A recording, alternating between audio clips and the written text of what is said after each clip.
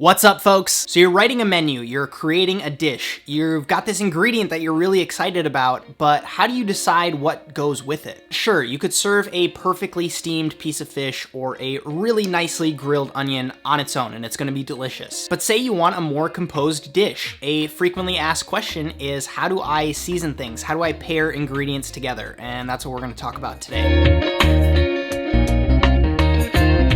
Sometimes the best way to learn something is to learn about the way to not do something. And for me, the most challenging way to create something is to have the sky be the limit. When I can do whatever I want, that's what actually feels the most paralyzing, because when I've got infinite options, things like the paradox of choice and decision fatigue kick in. So how do you combat that? Give yourself constraints. And that's counterintuitive to some of us that got into food for the creative element of it. I know when I started, success looked like no rules, cook whatever I want, creativity is boundless. I didn't want anyone telling me what to do, but what I realized is what success looks like for me is creating my own constraints, creating the box that I want to play in, and then having the discipline to stay within those lines. It's absolutely going to change and evolve as I grow and evolve as a person and my personal tastes change, but right now the constraints that I've created for myself is that my food should be fun, it should work with product that's in the season, it should of course taste delicious, and something that I've come up with recently that I'm trying to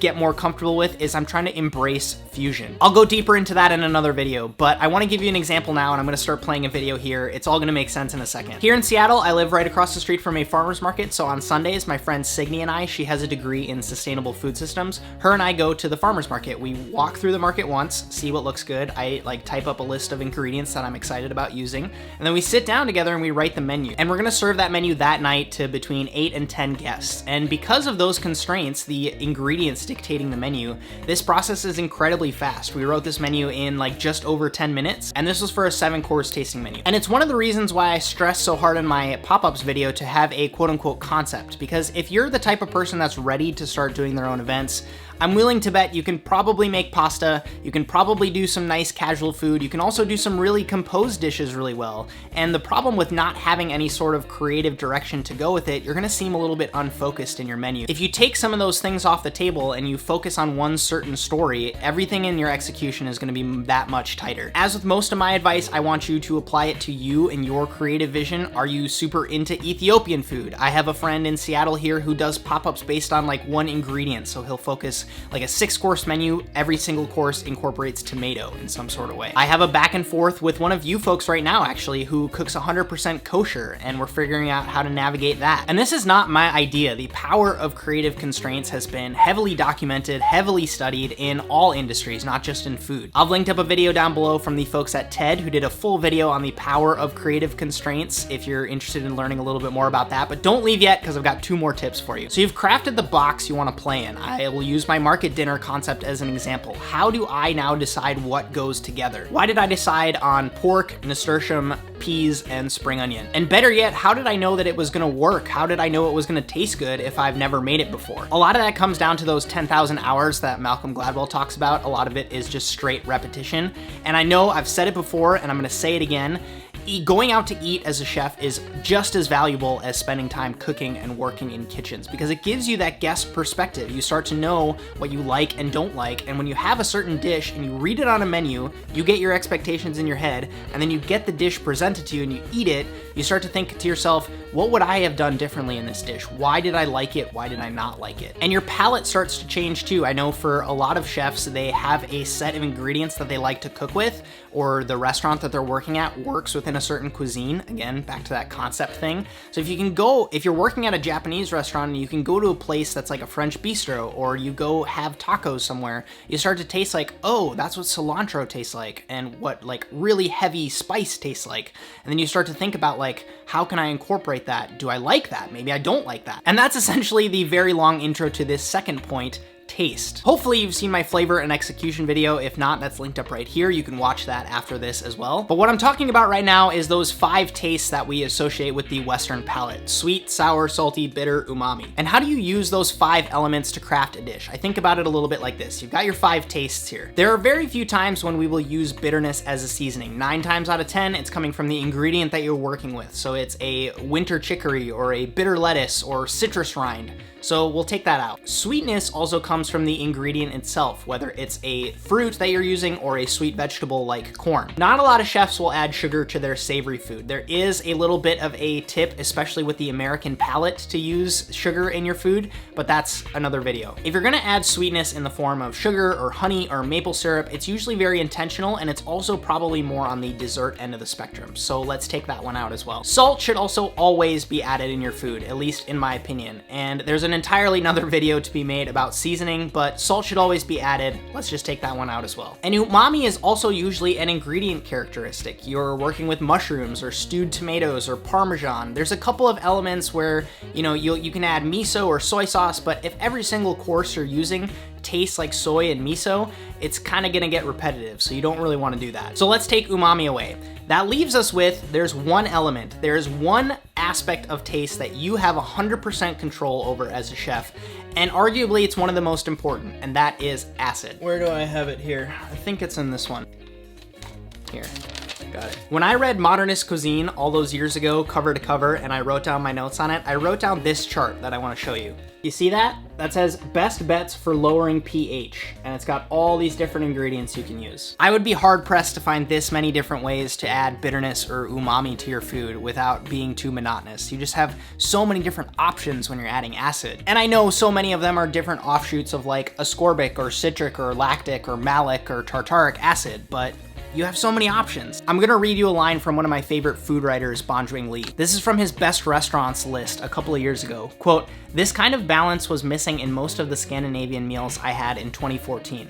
They lacked simple counterweights, like acidity, to help offset the heaviness of flavors or to lend complexity or subtlety to the ingredients involved." Here's another one in another review he did. Quote, "I noticed an appreciable amount of acid, whether it be in citrus, herbs, or vinegar, laced throughout the dishes we ordered. In some cases, the use enhanced the dish, like the sole roe, which was sauced in a tart lemon caper brown butter that helped cut through the rich, creamy interior of the perfectly pan-fried roe sacks." And it's a really common thing for us chefs to do. We want to flex on people. We're in the pleasure business, so it's really common for us to want to serve these really delicious, luxurious things. But think about some of the most beloved things people love about popular foods. Coca-Cola, arguably one of the most popular beverages in the world. 1.7 billion servings are consumed every single day.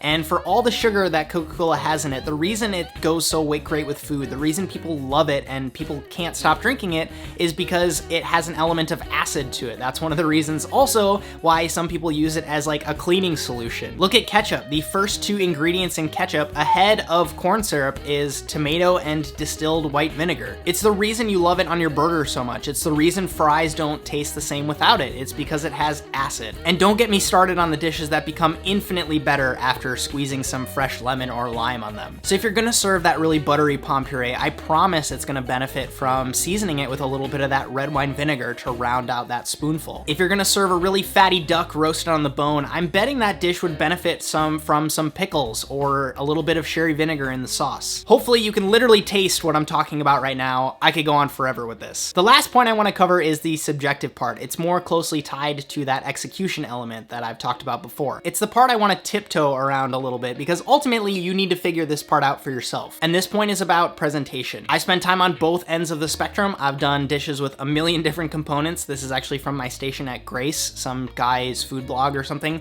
took this photo. I've also seen a million different variations on a dish like this. I was working when we did this dish. It was a scallop with grated scallop roe on it with a mayo seasoned with ginger. Super simple, super straightforward. And after cooking in both styles and eating a bunch of meals in both styles, I've come to grips with my own personal taste. It's definitely fun to have a bunch of different components and delicately plate something that looks stunning for the guest, but to me it's way more impressive to have just a few very thoughtful, well-prepared elements that you can't really hide behind because you don't have a bunch of different components on the plate, and it's that much more impactful when the guest eats it and really enjoys it. Another point with presentation that I think you should be thinking about is how the guest is going to enjoy it. You should set them up for success, right? I went to a pop-up here in Seattle a couple nights ago where the chef served a corn soup, but it had a very wide slice of prosciutto on it, and we were given just these spoons to eat the soup with, and what ended up happening was everybody basically, you could look around the table and everybody had this big floppy piece of ham with corn soup dripping on it, and everyone was trying to like bite it off of their spoon. It was not pretty. I suggest you plate the dish up,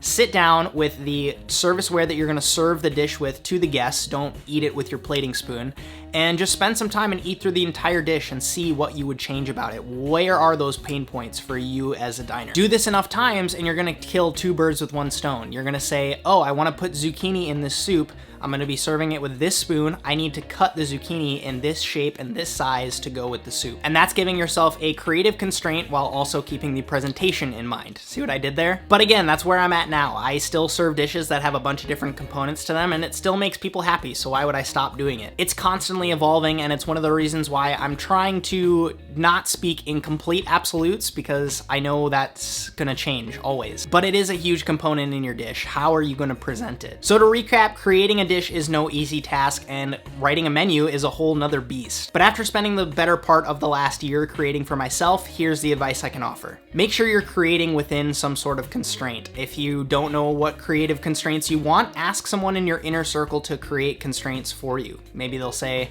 I want you to create every single dish that has an herb on it. I think you'll be surprised how fun it is to problem solve when you get a box to play in. Then make sure you're using acid to its fullest potential. Once you send that dish out and you've got a little bit of a component left over, season it like crazy with acid and mix it all up and taste what it feels like to be over acidified. Most dishes that I eat when I go out don't have enough acid to them. It's why we like raw onion and pickle and ketchup and mustard on our burgers. Ask yourself the question, where's the acid in this dish? Trust me, it helps. And lastly, when you're thinking about presentation, make sure you're keeping your aesthetic in mind as well as thinking about the guest experience. How are you setting them up for success when they eat it? It's gotta be a pleasurable experience for them, because regardless of how good you think it looks, if the lady on table 14 spills your bright red borscht on her light green dress, you're probably gonna hear about it. There's so much more to be said about creating dishes and seasoning food. I've literally only started to scratch the surface. If we create a couple more videos, this is like playlist potential, so stay tuned for that. But for now, let's take an ingredient that's in season right now, corn, and I want you to type out a dish that you would make with it. It can be sweet or savory, doesn't matter, but that was the first constraint that I gave you, is to work with corn. How do you look at corn and create a dish with that? If you create any other constraints for yourself, definitely list them in the description, but you've got a bunch of industry folks here that you're talking to, so I don't want you to just say like